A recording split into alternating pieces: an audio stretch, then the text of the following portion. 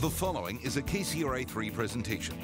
Tonight on KCRA 3 Common Ground. I don't know. I never had a bad day. Waking up every morning, every day is amazing. He made sushi a staple in Sacramento. Now the man behind the Makuni Empire is ready to take on the literary world with his new book.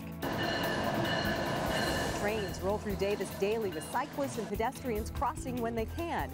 Is it an accident waiting to happen? A reason to build a wall? It's spending money on a non-issue. And a look at a group of skiers dedicated to living life without limits. Celebrating different backgrounds, experiences, and views to create a better community. Honored for excellence in public affairs and cultural journalism. This is KCRA 3 Common Ground.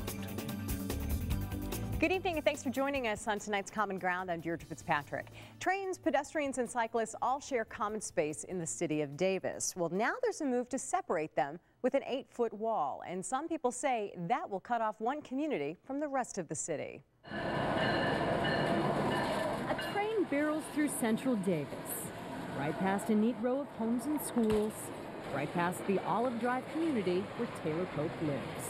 There's a good horn signal that lets us know if there's any train close by. He crosses the tracks every day to get downtown. It's not ideal. I wish there was a more established legal crossing here for us. But that option could soon disappear. Union Pacific wants to build a 3,600-foot fence along Olive Drive, an 8-foot wall separating the community from town. And townfolk are not happy about it. Just fencing us out would alienate and marginalize our community away from the rest of downtown Davis. If they put a fence up, it'd make my day a whole lot longer. I'd have to go around the tracks. This could actually make people have to go up to 1.25 miles to get to where they were trying to get in just a few hundred feet. The railroad says it's a matter of safety. In 30 days, we ran 4 operations there with our Union Pacific Police. And we ejected over 100 people for trespassing, and we cited over 60 people. And so we know that we have a severe problem. Davis Mayor Joe Cravosa agrees, saying there's a safety issue, but not on Olive Drive. Over the last 20 years, there have been 14 tragic incidents along the tracks in Davis, but only 2 of those incidents have been along the stretch where the fence is proposed.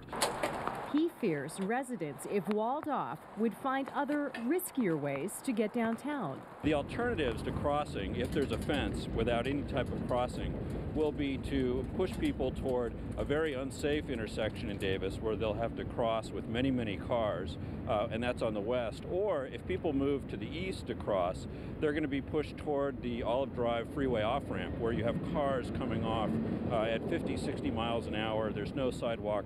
That's really a very unsafe situation. He and others want an at-grade crossing. It would be cheaper than building the wall, which would cost taxpayers $250,000. On the other hand, Jim Faulkner says leave well enough alone, and that neither a pedestrian crossing nor a wall is needed. It's spending money on a non-issue. Recently, residents lined up to speak out against the proposed wall, convincing city council members that building a wall that cuts off part of a community is not a great idea. So the position of the Davis City Council is to oppose the proposed fence and direct our staff to work with Union Pacific to find a safe overall situation for the residents. So it's back to the drawing board for Union Pacific. Even one fatality is one too many.